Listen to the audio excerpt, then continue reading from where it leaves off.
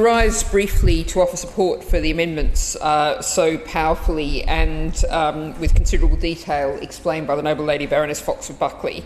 So I'll be fairly brief, but I do want to cross-reference a couple of things. I wasn't able to be here for the whole of the complete discussion of the last group in this committee, but I did come in and hear the Noble Lady the Minister talking about reassuring us that there are layers of support in the DWP identifying the vulnerable, that there is regular vulnerability training.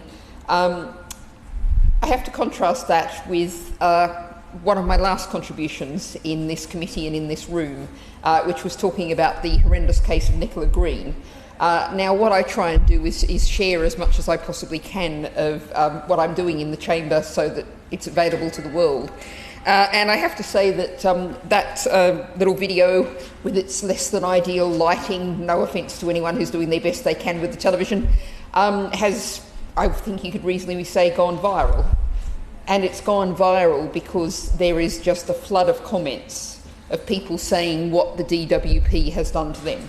Now, I, of course, can't attest to the truth of the statement of every single one of those comments, but there is a very profound problem of trust with the DWP. Now, I fully acknowledge the Noble Lady the Minister. She and I, in the past, when she was on the opposition benches, have very often spoken out very strongly.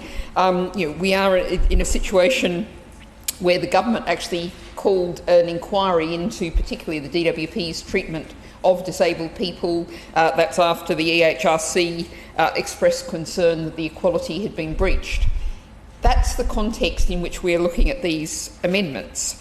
And what the Noble Lady is calling for is for people to have a day in court, for them to be able to have a genuinely independent voice, our greatly respected courts, and put the case.